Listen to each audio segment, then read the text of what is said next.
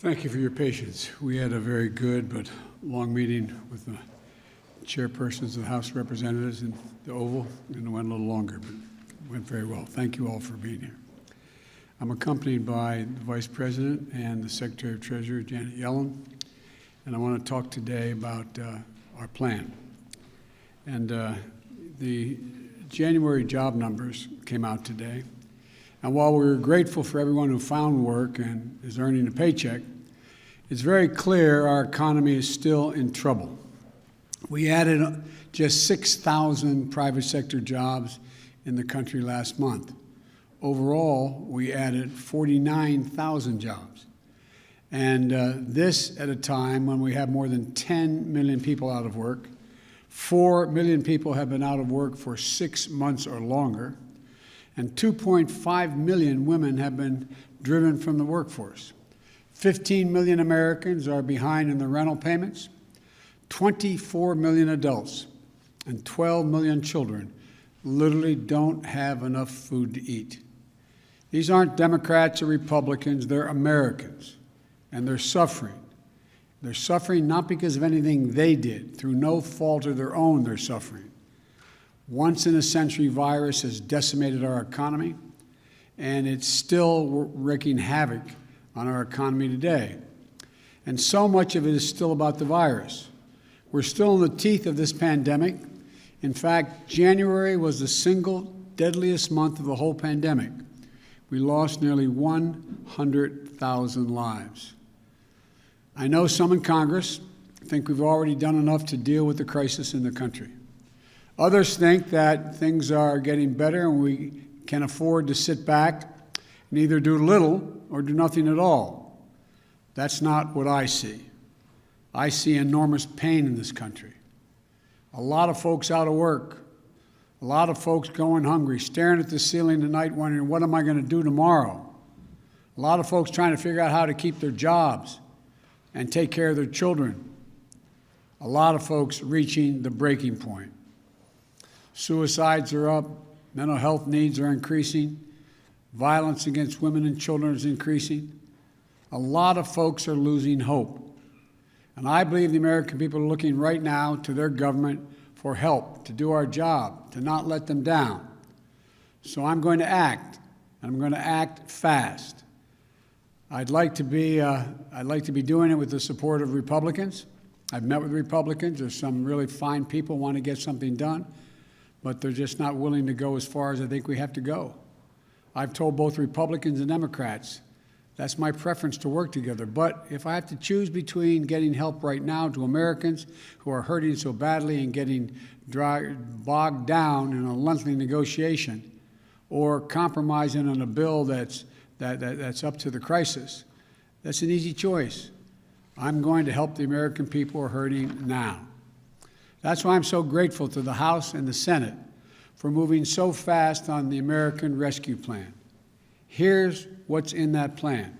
First, it puts $160 billion into our national COVID-19 strategy, which includes more money for manufacturing, distribution, and setting up of vaccine sites, everything that's needed to get the vaccines into people's arms.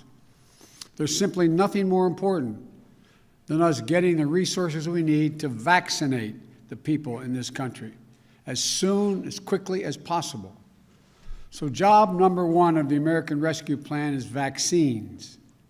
Vaccines. The second, the American Rescue Plan is going to keep the commitment of $2,000, $600 has already gone out, $1,400 checks to people who need it. This is money directly in people's pockets. They need it. We need to target that money, so folks making $300,000 don't get any windfall. But if you're a family that's a wage earner, each of the parents, one making 30 grand, one making 40 or 50, maybe that's a little more than, well, yeah, they need the money, and they're going to get it. And here's what I won't do. I'm not cutting the size of the checks. They're going to be $1,400, period. That's what the American people were promised.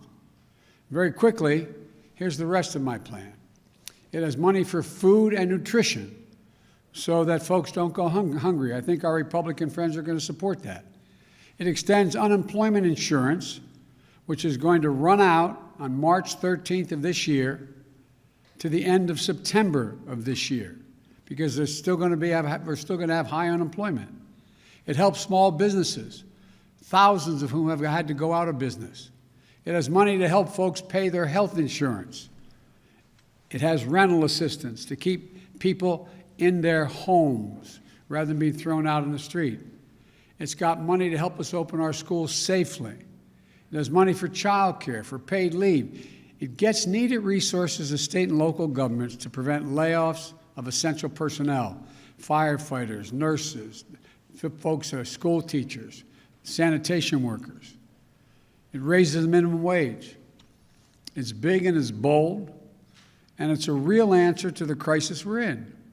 That's one more thing, and I want to say it very clearly on this, be very clear on this point. It's better economics. It not only addresses the immediate crisis we're in, it's better for the long-term economic health of our nation and our competitiveness. My plan creates more jobs, creates more economic growth, and does more to make us competitive with the rest of the world than any other plan. Don't take my word for it. Just look at what leading economists across the nation have said and in the world and across the ocean have said. Wall Street investment firm Moody's says, if we pass the American Rescue Plan, it will lead to 4 million more jobs than otherwise would be created. The nonpartisan Brookings Institution has looked at the American Rescue Plan and said the GDP will reach pre-pandemic projections by 2021, meaning we'll have recovered by end of 2021. Much sooner, by the way, than if we do nothing. Look, just this week, the Congressional Budget Office projected that if we don't take action, it would take until the year 2025 to return to full employment. There's also a growing chorus of top economists, right, center, left, that say we should be less focused on the deficit and more focused on the investments we make and can make now in jobs, keeping families out of poverty, and preventing long-term economic damage to our nation.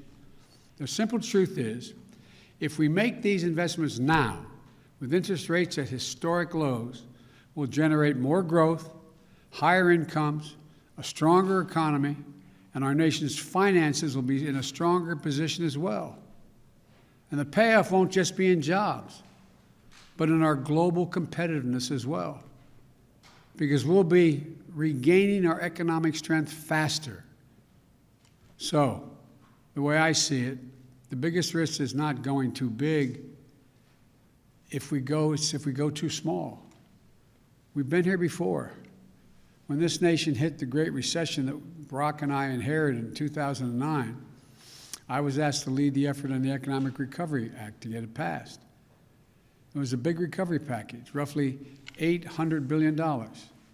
I did everything I could to get it passed, including getting 3 Republicans to change their votes and vote for it.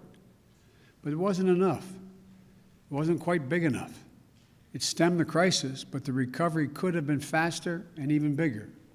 Today, we need an answer that meets the challenge of this crisis, not one that falls short.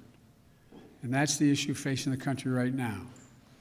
What Republicans have proposed is either to do nothing or not enough.